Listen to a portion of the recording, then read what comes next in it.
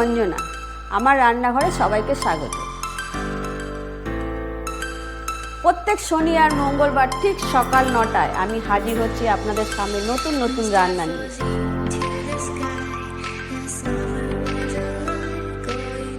ভালো লাগলে আমার চ্যানেলটাকে লাইক, কমেন্ট, শেয়ার করবেন। নমস্কার, আমি অঞ্জনা, আমার রান্নাঘরে সবাইকে স্বাগত।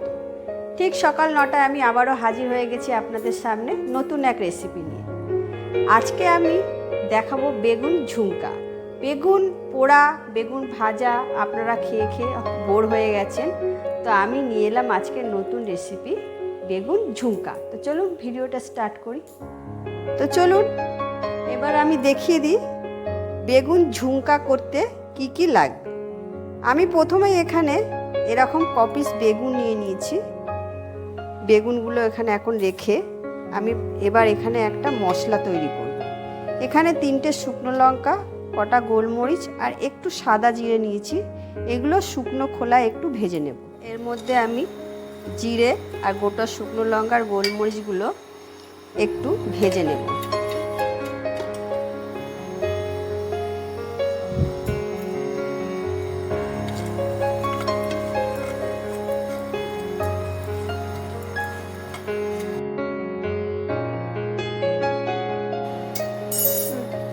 ভাজা আমার হয়ে গেছে, এগুলো ভেজে নিয়েছি। এগুলোকে এবার আমি মিক্সিতে দিয়ে গুঁড়ো করে নেব। মশলাটা আমি গুঁড়ো করে নিয়েছি। এখানে আমি একটা থালা নিয়ে নিয়েছি। থালার মধ্যে আমি সামান্য একটু সর্ষের তেল দেব, অল্প পরিমাণে।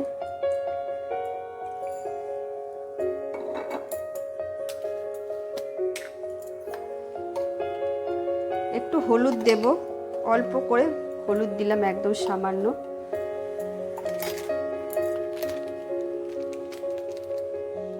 দেব একটু শুকনো লঙ্কার গুঁড়ো।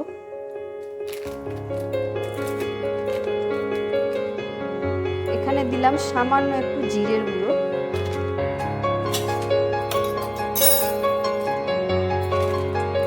সামান্য একটু নুন দিলাম।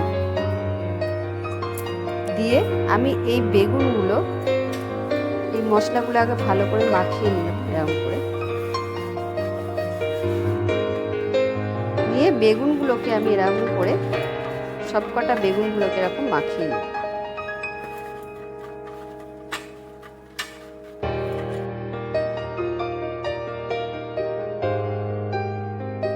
দেখুন এগুলোকে আমি ভালো করে কিন্তু উল্টিয়ে পাল্টিয়ে সব মশলাগুলো আর তেল মিশিয়ে যেটা করেছিলাম সেগুলো দিয়ে কিন্তু আমি খুব ভালো করে মাখিয়ে নিয়েছি। এরকম করে মাখিয়ে নিতে হবে। বেগুনগুলো তো আমি মশলা মাখিয়ে রেখে দিয়েছি। এখানে আমি একটা চাটনি বানাবো। আমি এখানে কিছুটা ধনেপাতা আর নিয়েছি 12 থেকে 15টা কিশমিশ আর 6 থেকে 7টা কাঁচা লঙ্কা আছে। এইগুলো আমি মিক্সার গ্রাইন্ডারে দিয়ে আমি সব একসাথে সব কটা মিক্স করে নেব। এগুলো সব দিয়ে দিলাম, দিয়ে পেস্ট করে নেব।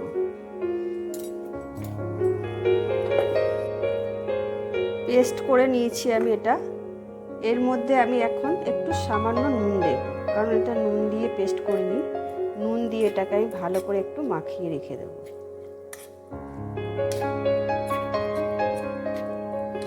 আমি এখানে প্যান বসিয়ে দিয়েছি, দিয়ে এর মধ্যে তেল দিয়েছি। তেল দিয়ে তেলটা গরম হলে আমি এর মধ্যে বেগুনগুলোকে ছেড়ে ভাজবো। তেল গরম হয়ে গেছে। এখানে আমি এই মশলা মাখানো বেগুনগুলোকে দিয়ে দেব।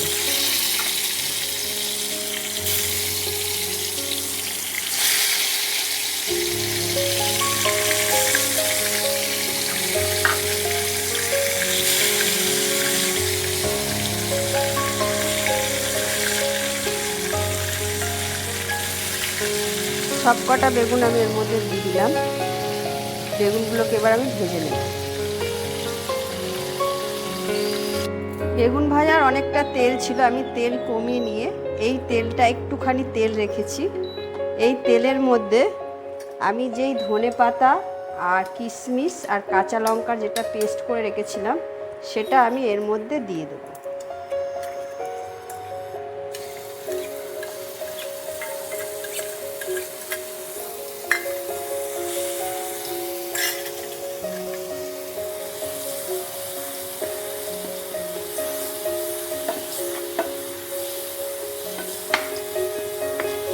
পেস্টটাতে আমি সামান্য একটু জল, অল্প পরিমাণে একটু জল দিয়ে দিলাম।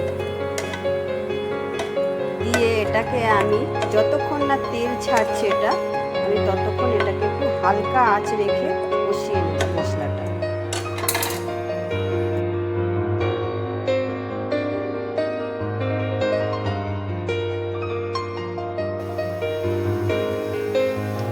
এখানে বড় চামচের 2 চামচ টক দই নিয়েছি। দইটাকে আমি একটু ভালো করে ফেটিয়ে নেব।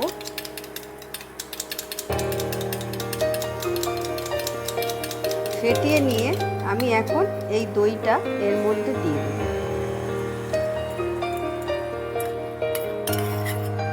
পুরো দইটা দিয়ে দিলাম। দিয়ে আমি এইগুলোর সাথে একটু ভালো করে মিশিয়ে নেব।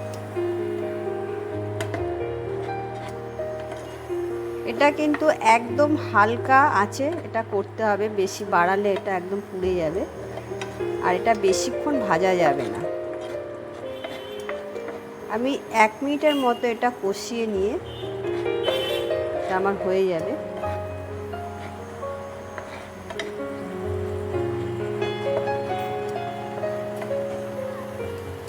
এইটা আমার কিন্তু একদম এই মশলাটা রেডি হয়ে গেছে।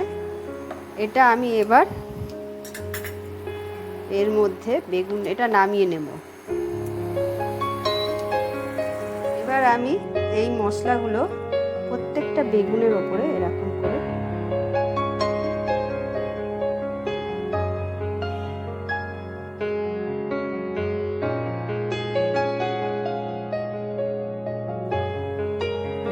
দিয়ে দিলাম।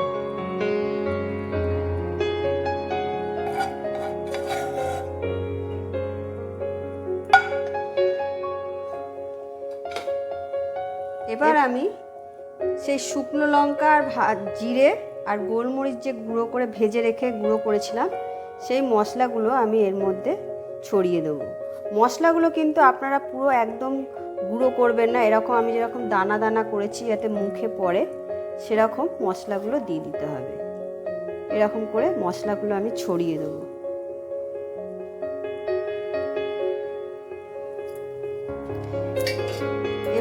এবার আমি ফাইনালি পরিবেশন করব। রুটি, পরোটা, ভাত, আপনারা গরম গরম ভাতের সাথে পরোটা বা লুচির সাথে আপনারা এটা খুব ভালো লাগবে খেতে। একবার ট্রাই করে রুটি অবশ্যই দেবেন।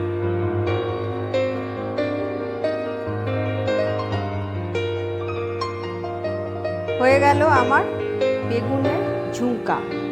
আমি পরোটার সঙ্গে সার্ভ করেছি। আপনারা এটা লুচি, ভাত, গরম ভাত, পরোটা সবের সঙ্গে এটা খেতে পারবেন, খুবই ভালো লাগবে। আমার ভিডিওটা ভালো লাগলে লাইক, কমেন্ট, শেয়ার করে দেবেন। টাটা।